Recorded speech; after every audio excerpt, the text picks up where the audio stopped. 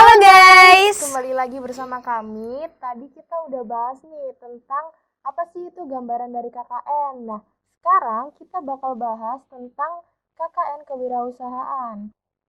Kali ini saya kepo nih sama tahap monitoring.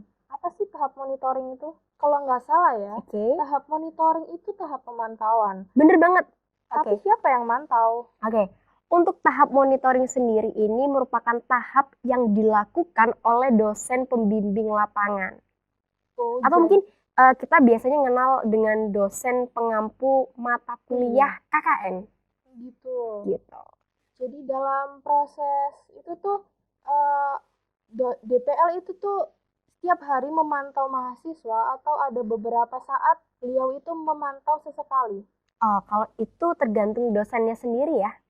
Untuk kebijaksanaan pembagian waktunya saya rasa itu bergantung kepada dosen itu sendiri. Yang pastinya akan berkoordinasi dengan mahasiswa yang ada di lapangan. Jadi tetap ada kabar-kabar gitu ya, Benar. ada persiapan. Iya, paling tidak dengan ketua kelompok lah. Jadi agar nggak mahasiswanya di sana tuh shock ketika ada tahap monitoring. Bener banget. Iya. Kemudian proses monitoring sendiri itu seperti apa? Nah, proses monitoring itu ada dua, Rania. Yang pertama DPL itu, ini saya sudah memegang instrumen. Ini adalah instrumen yang harus dibawa oleh dosen pembimbing lapangan saat akan melakukan tahap monitoring.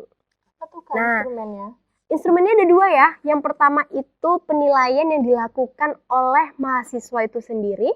Kemudian ada juga tahap monitoring, instrumen yang diberikan oleh mitra. Nah, ini dia. Ini yang mitra, ini yang mahasiswa. Kita mau beda yang mana dulu nih? Yang mahasiswa boleh deh. Boleh dong, yang mahasiswa dulu ya. Yang mitra, next selanjutnya.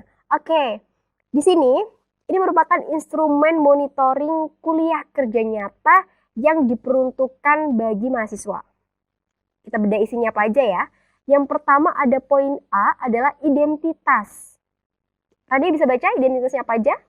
Yang pertama tuh identitas nama desa, kemudian kabupaten, ketiga nama kelompok, kemudian tema KKN, yang kelima nama kades, yang keenam dosen pembimbing lapangan. Kemudian dalam poin B itu hasil monitoring.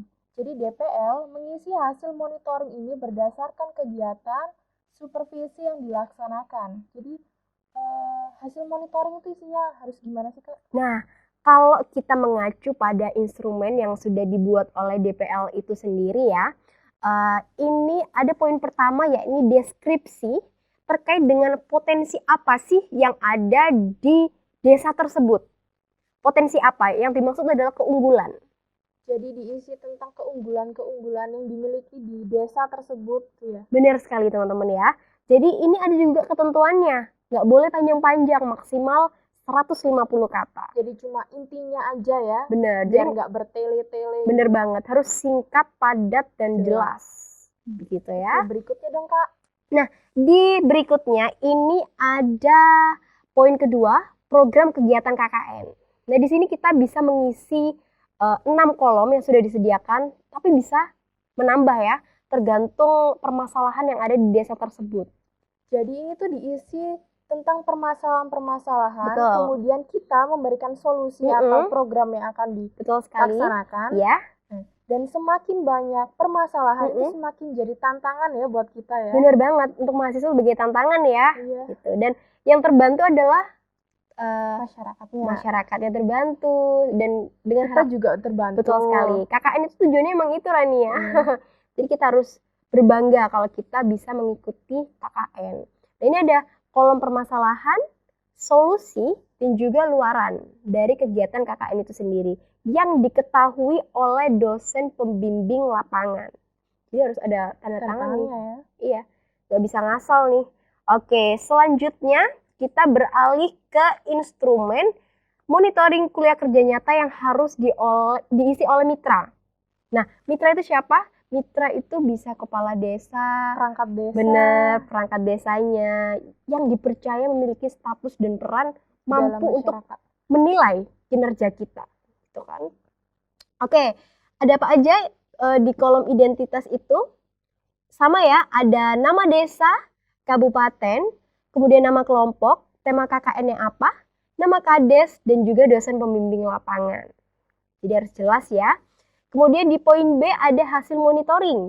Nah, ini berbeda sistemnya dengan instrumen mahasiswa yang tadinya kan kita deskripsi ya, melakukan kuesioner. Ya, menguji teknik menulis kita tuh. Kalau ini kita tujukan kepada mitra, kades, perangkat desa yang artinya kita tidak ingin memberikan kesulitan bagi mereka untuk memberi kita nilai gitu dengan teknik kuesioner ini. Nah, ini ada indikator-indikator yang sudah ditentukan oleh pihak yang harus melakukan monitoring, dan ini ada juga ukurannya 1, 2, 3, dan 4. Ini adalah keterangannya. Kalau 1 itu kurang, kalau 2 itu cukup, 3 baik, dan 4 sangat baik. Tuh, ini ada 13 nomor atau 13 indikator yang menjadi penilaian untuk kita yang melakukan KKN. Tapi Kak, fungsi dari monitoring atau pemantauan ini sendiri itu apa sih Kak? Nah, untuk fungsinya itu sendiri adalah yang namanya pemantauan ya, memantau.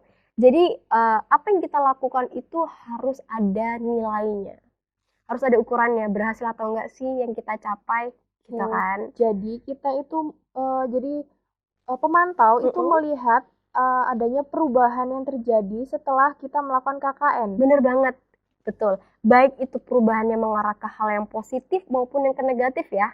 Semua harus objektif, benar-benar nggak boleh kita cuma menilai dari sisi positifnya aja. Kita harus benar-benar objektif, ya realistis aja. Setelah kita kerja di situ, ada perubahan yang negatif nggak? Ada yang positif nggak? Gitu kan. Terus untuk melakukan pemantauan ini kan juga masyarakat itu kan juga harus tahu kan ya proses pemantauan ini. Nah, pendekatan apa sih yang digunakan itu? Oke. Untuk pendekatan dalam tahap monitoring sendiri itu ada pendekatan MSC, yang itu singkatan dari bahasa Inggris ya, Most Significant Change. Kita metik aja kata change adalah perubahan, yang artinya kita pendekatannya berbasis pada perubahan yang ada di masyarakat itu.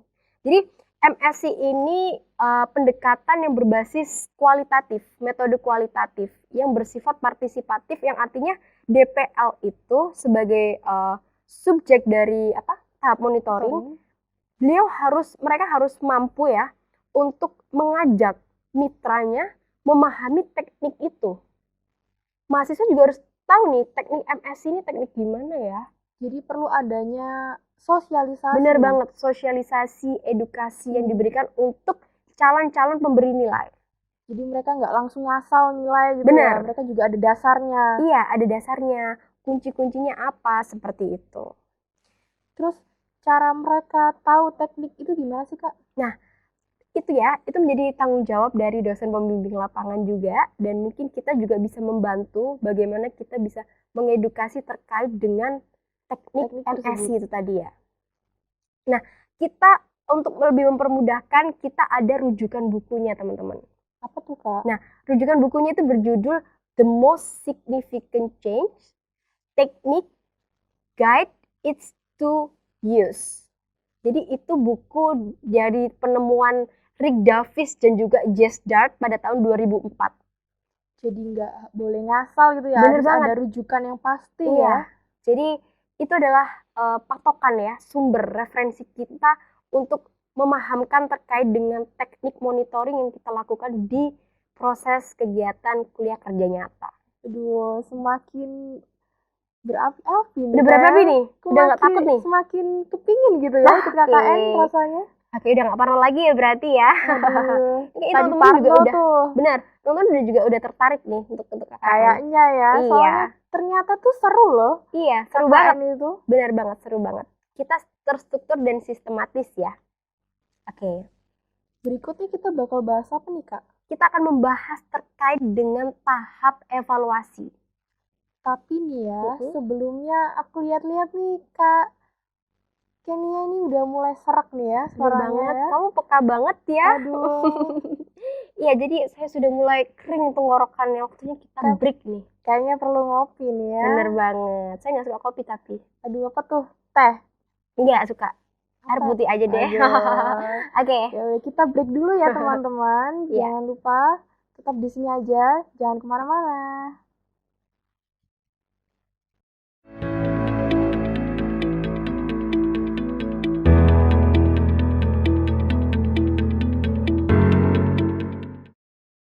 Halo guys, Kembali lagi bersama kami, Kenia dan juga. Rania. Nah, kali ini kita akan lebih memperdalam terkait bahasan lanjutan tahap monitoring, yaitu tahap evaluasi.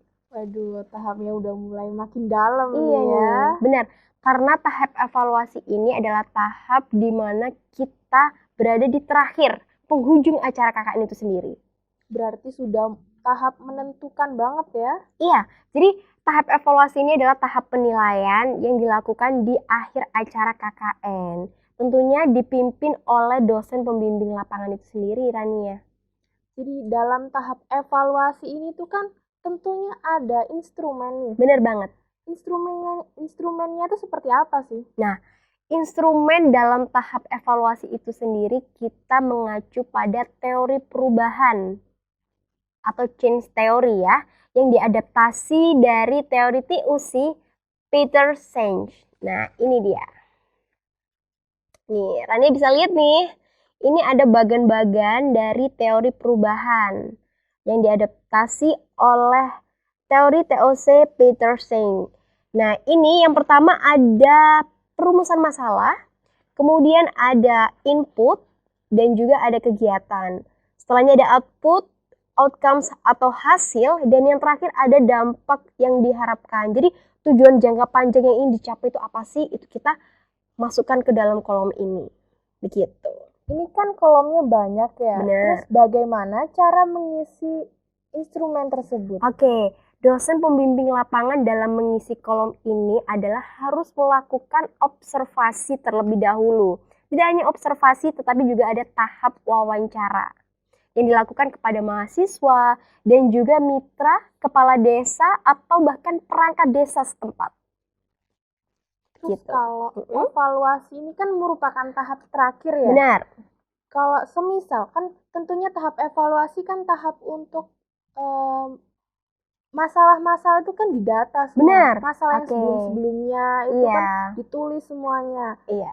Terus tindakan lanjutan dari ini tuh apa? Nah, dari ketika dosen pembimbing lapangan sudah merumuskan hasil evaluasinya, finalnya, mereka mempunyai kewajiban atau tanggung jawab untuk menyetorkan, melaporkan, dan bahkan mengirim kepada tim MBKM. Tahu nggak tim MBKM apa? Merdeka Belajar Kampus Merdeka. Waduh, udah paham ya. Nah, itu kebijakan kita saat ini ya, Merdeka Belajar Kampus Merdeka. Nah, jadi benar sekali, DPL itu harus menyerahkan kepada tim tersebut untuk dijadikan bahan evaluasi, yang artinya sudah tingkat nasional ya. Jadi nanti kebijakan tersebut itu mempengaruhi kegiatan KKN di masa mendatang. Di masa kamu nih. Aduh. Jadi evaluasi dari KKN saya dan teman-teman itu mempengaruhi KKN, kebijakan KKN yang berikutnya ya. berikutnya. Betul Tahunku banget. maksudnya. Iya. Jadi kamu harus siap-siap nih ya. Berpengaruh nih, susah. Berpengaruh ya. banget. Baik buruknya akan berdampak pada kebijakan yang harus kamu jalankan nantinya. Oke guys, kita sudah banyak berbincang dengan Kak Kenia. Nah, anyways, thank you ya Kak informasinya. Sama-sama. Terima kasih kembali ya karena kita sudah berdiskusi. Itu artinya membuka mindset teman-teman ya, untuk lebih mengerti KKN itu seperti apa. Bahkan tahap monitoring, Bener banget. tahap evaluasi, gitu kan? Jadi teman-teman yang mau melaksanakan KKN yang semester 4, contohnya kayak saya, semester 5, 6, itu udah mempunyai gambaran tentang apa sih KKN itu. Lebih siap berarti nih. Udah siap. Waduh, oke. Terus udah tahu monitoring itu apa, evaluasi itu harus gimana. Bener. Semuanya tuh sudah dipersiapkan sejak dini gitu loh. Jadi nggak ada rasa takut, cemas. Luar Dan biasa udah sekali lagi sih ya. sekarang. Iya, untungnya berdiskusi itu ya. Iya, bener banget. Oke. Jadi saya sebagai mahasiswa yang sudah melakukan KKN berharap untuk adik-adik yang ada di bawah saya lebih matang mempersiapkan baik mental, psikisnya, fisiknya untuk bisa mengikuti KKN sebagai tanggung jawab mahasiswa banget tuh. Bener banget. Oke. Saya ucapkan terima kasih kepada teman-teman semuanya. Saya Kenia Ari dan juga Saya Rania. pamit undur diri. Thank you for watching. See you on next video. Bye.